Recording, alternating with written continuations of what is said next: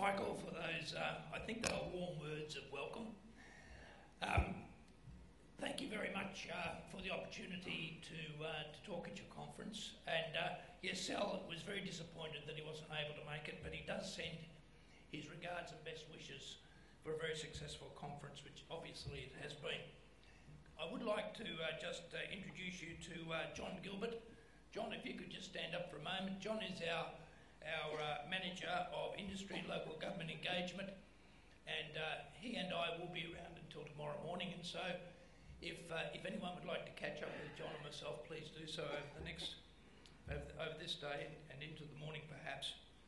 Yes, so the National Heavy Vehicle Regulator has been around since 2013, and we have developed a very good working relationship with BIC and the bus industry more generally. And so what I'd like to do this morning is to certainly give you an update, but also, I hope, get to a point where we can have a conversation about some of the issues or areas that you have a particular interest in.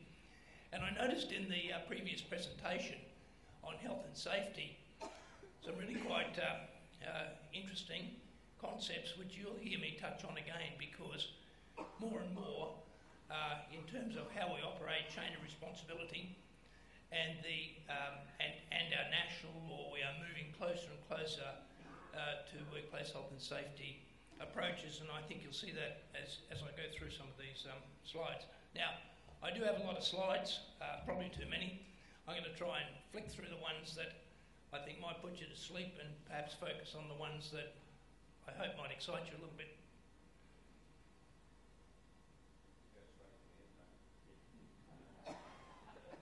Thank you, Michael, for those words of assistance.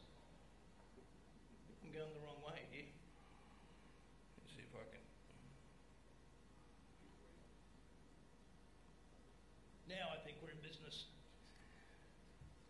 So there are a number of key documents that have been released in recent times, and the first of those is the Strategic Directions document 2016.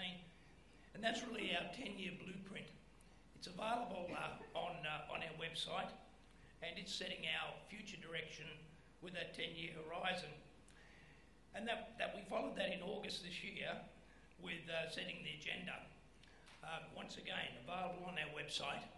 And setting the agenda is a 5-year horizon, but importantly it captures a safety strategy, a compliance and assurance strategy, and a productivity strategy in the one document, and we hope integrates our future direction so that industry members can read these documents and have a good idea of what's driving us and what we'll be investing our time and energy in the future. Then we've released, in association with Strategic Directions, in association with the Setting the Agenda, is the 2016-17 Action Plan. And that action plan is also up on the website, and that's intended to be the basis of a rolling action plan that will take us out over the next 3 years in supporting that 5-year horizon. I would recommend that you might work through those and have a look at the action plans, because it does give some insight into where we'll be working with industry and with the bus industry as well, in terms of how we progress those initiatives. It's on our website. Please have a look, and if you've got inquiries, happy that you come back to me. As part of our maturing process, on the 4th of July this year, we actually opened our Adelaide office. And so in South Australia, the South Australian government is actually keen to transition regulatory compliance services that are covered under the HVNL, under the national law, back to the NHVR. So we have that office open, delivering 2 particular products, and that is investigations and prosecutions, and there is some intel capability there as well. And we're also looking at what those other services are that may be transitioned, such as the on-road services with the transport inspectors, and safety cam, etc., and that's going on right now. See if we're fired up. Now, you're going to hear, and you have already heard, some mention in the last presentation about safety systems.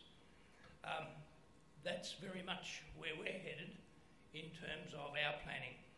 And so this document, which may be a little bit hard to read from the back of the room, but it can be seen on our website, it's picking up some key terms: co-regulation, compliance and assurance, evidence-based, risk-based, safety systems, safety management systems, all part of an assurance framework. And this safety and assurance model ties together those strategies. Now, you know, we can draw up strategies and they're a nice lump of paper, we can stick it up on the wall, or most of the time they sit in the bottom drawer of your desk. But the reality is that the action plans that we've got directly underpin these strategies. And so, for a long time, we've traditionally spoken about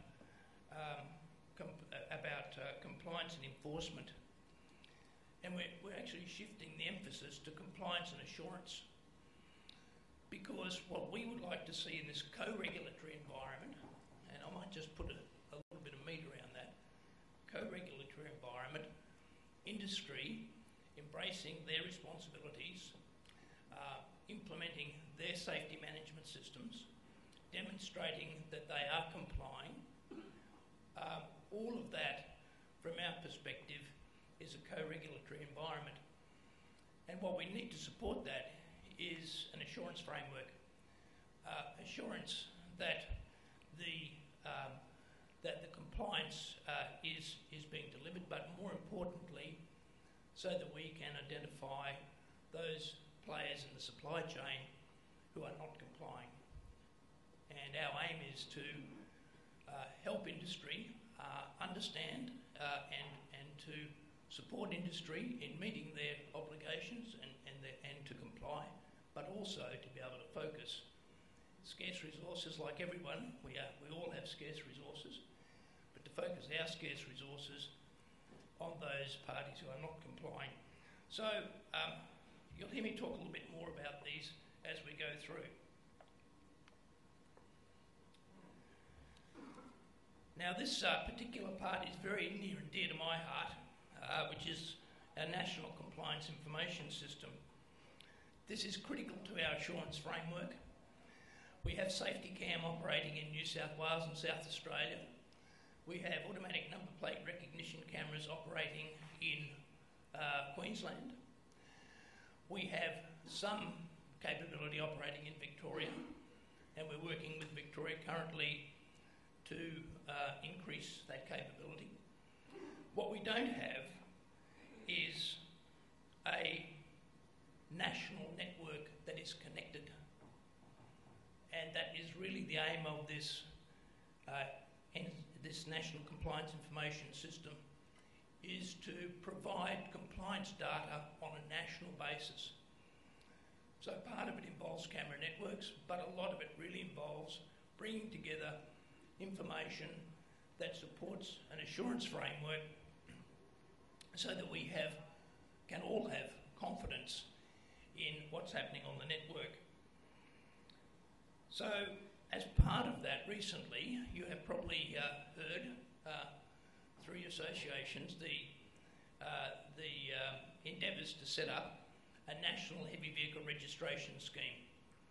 And that was considered by ministers last Friday, and the ministers, the Ministerial Council, the TIC Council supported the establishment of a national heavy vehicle registration scheme. They asked for further work to be done in terms of data and systems requirements, and so the Commonwealth will be leading a steering committee that will comprise NHVR jurisdictions and will consult with industry over the next 3 or 4 months to work through that. And that has significant implications for all of us, because a National Heavy Vehicle Registration Scheme really does give us one central database that is important also to our assurance framework. So stay tuned for that. That will be a significant piece of work ongoing, and the support that we're receiving from industry, because I know that BIC was a supporter of this approach, and from the jurisdictions has been very good.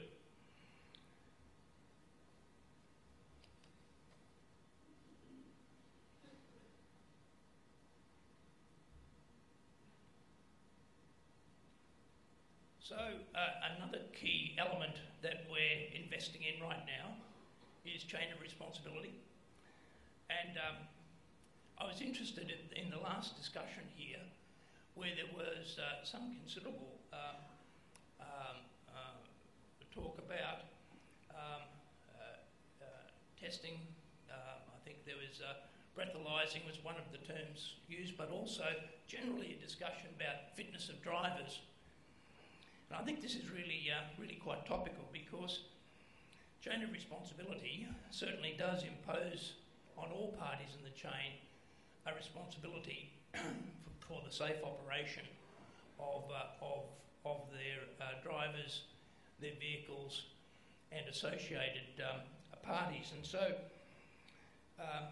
that very question, I think, about fitness to drive is such a critical one, because one, we have a responsibility, all of us, I guess, to ensure that drivers are fit for duty, and we also have a responsibility to identify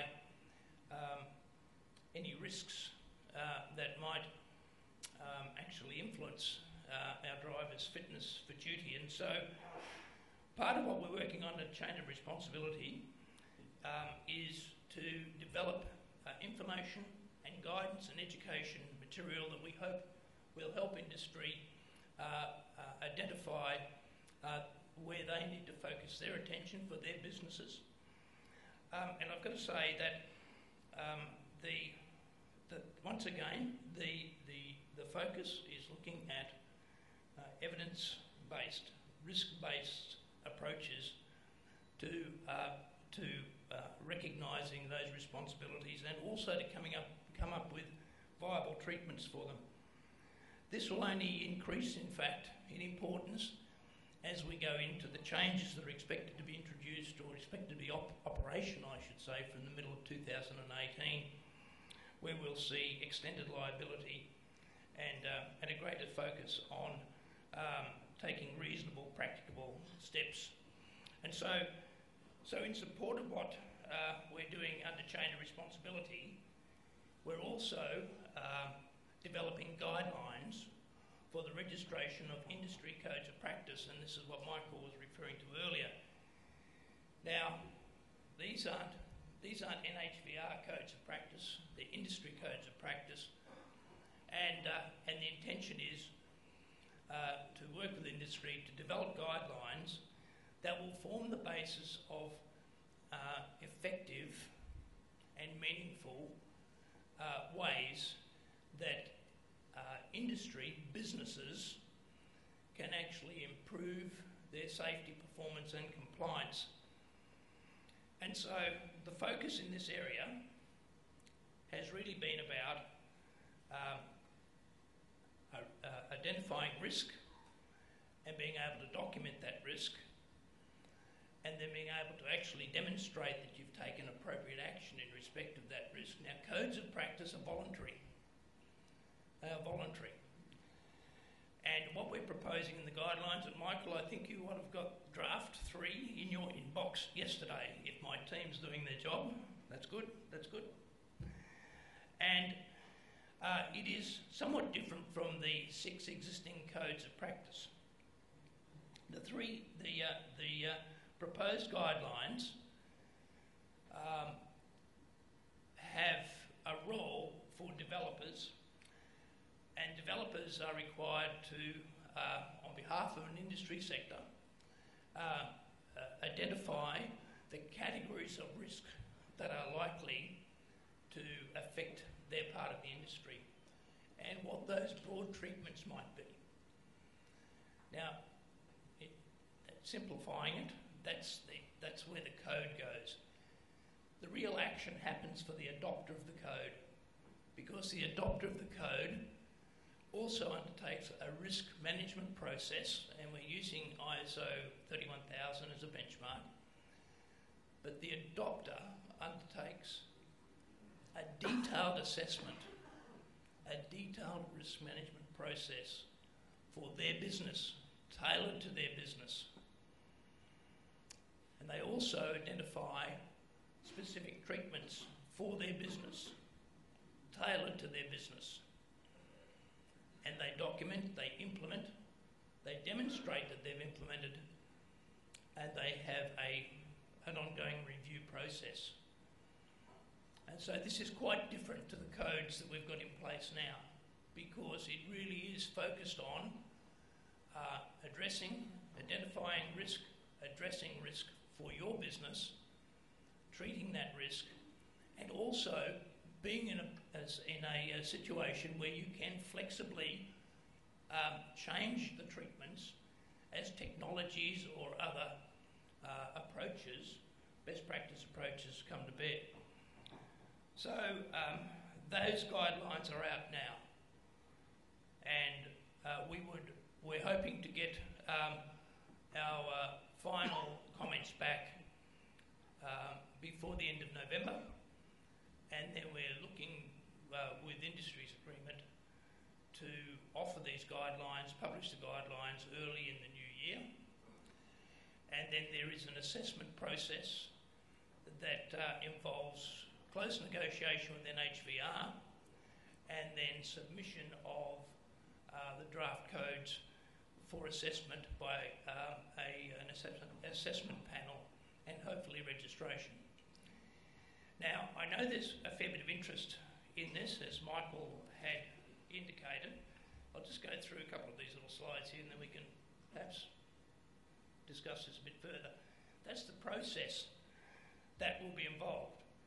There'll be a lot of contact with NHVR, a lot of guidance in this space. The codes will be available to all members of industry where they see the code as being relevant.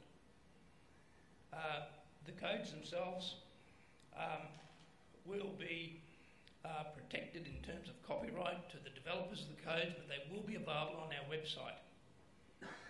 And it will be, assessment, etc., will be undertaken on a fee, on a cost recovery basis. So there are quite a few steps there. I'll flip through this next slide. It's really talking about those two stages that I mentioned. But I think it's worth perhaps talking a little bit more about what the implications are for this, because I know that Michael has been keen to look at how we can better harmonise activities with the bus industry.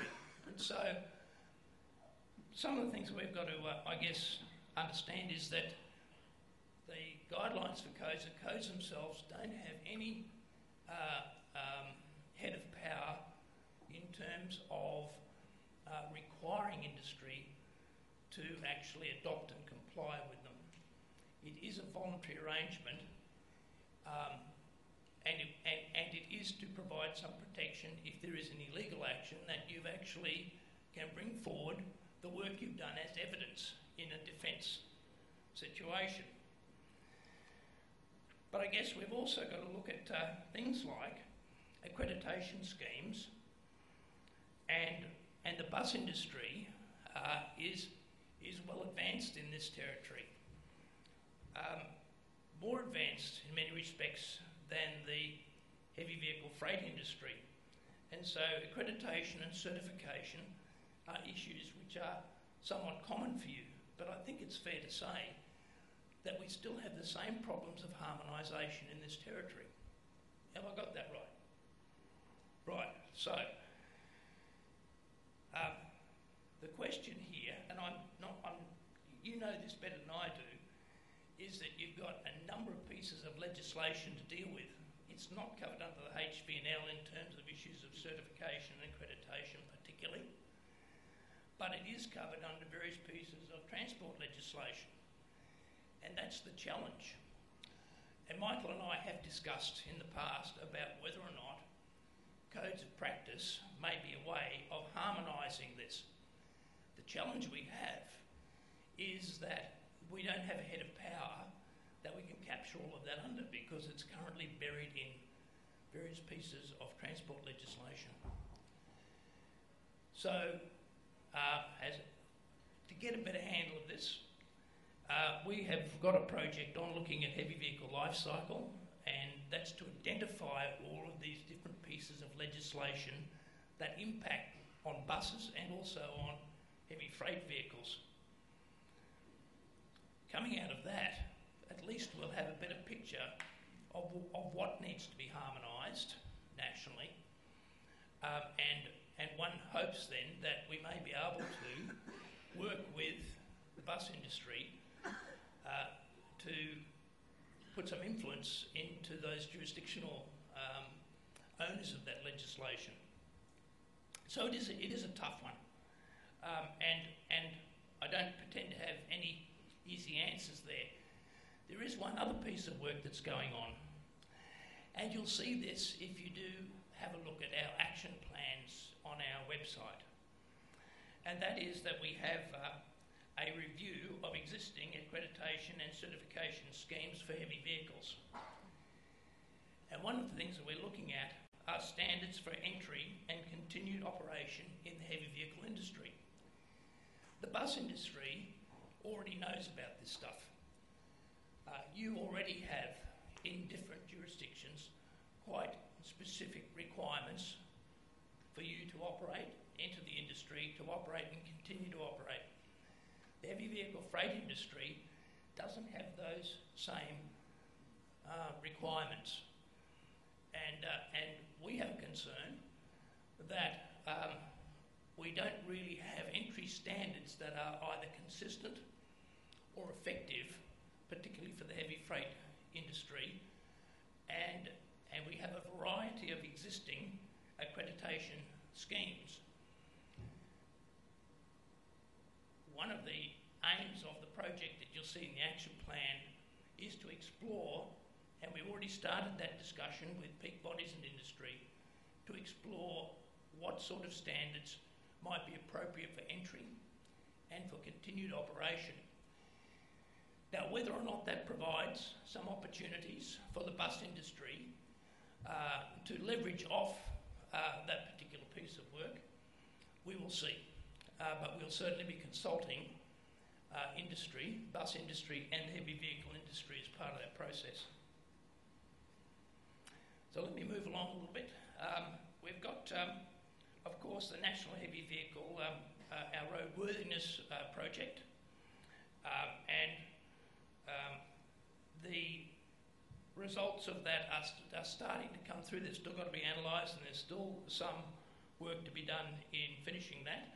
The National Heavy Vehicle Inspection Manual, which is available on our website, and it's been in operation since July this year, was the basis used in the national survey, currently we're still aiming to inspect more than 7,000 vehicles. It's about 1.7% of the fleet, and that would involve 1,015 buses of that entire number. And the early reports we're getting in terms of major minor defects is that buses are showing up in good shape, and in fact in considerably better shape than the heavy vehicles in the road freight industry. And so those initial raw data that we're getting through is very encouraging. But we will have a much more detailed information available to share with industry probably early in the new year, once we've collated and also examined that material.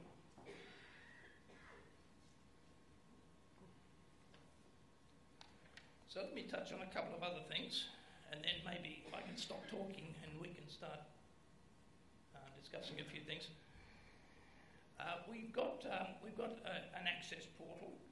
Our customer portal has been in operation for a little while now. We've removed more than 30,000 permit applications from the queue, and as of 1 August, this customer portal has been in operation. We've actually processed 5,000 access permits through the portal, and we've got 95% of our customer base is now using the portal, which is pretty good. This won't affect the bus industry as much because you had a total of 9 permits in the last 12 months out of 18, and I think 6 of the 18 were withdrawn.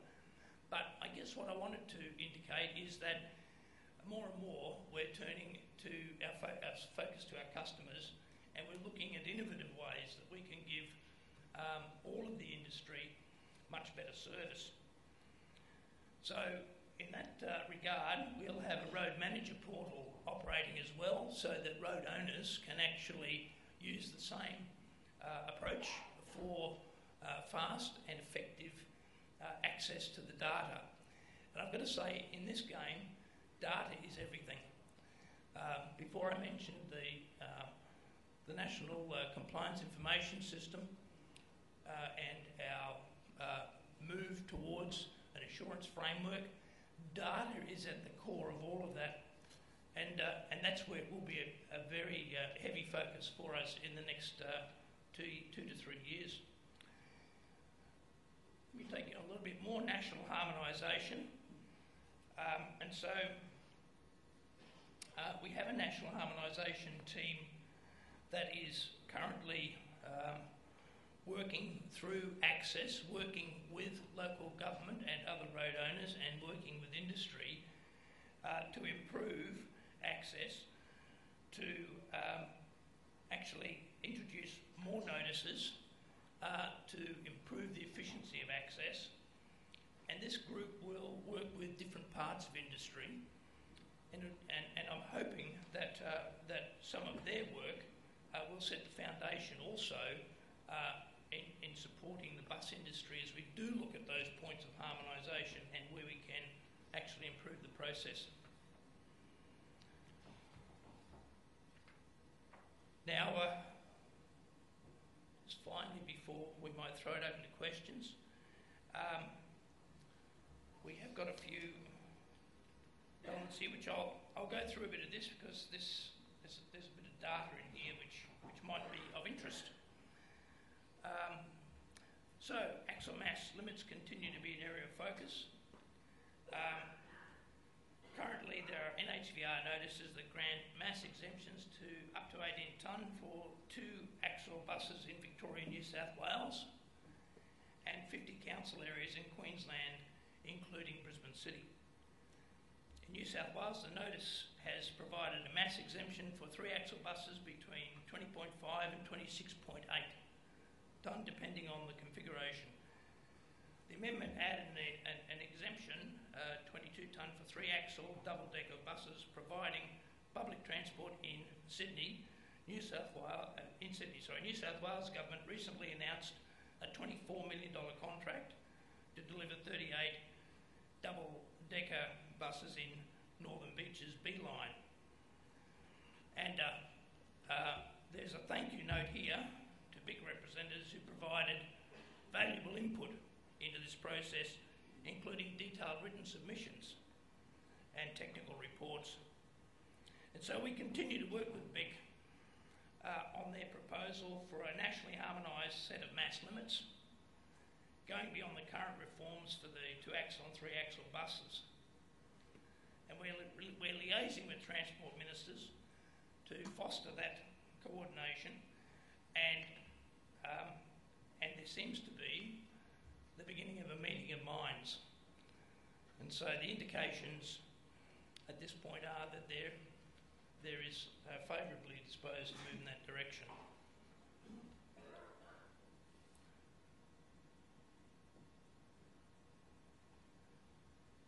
And then, of course, we've got a particular case study that we are heavily involved in, and is the Sataro trial, and already they've clocked up 40,000 kilometres in normal operation. They've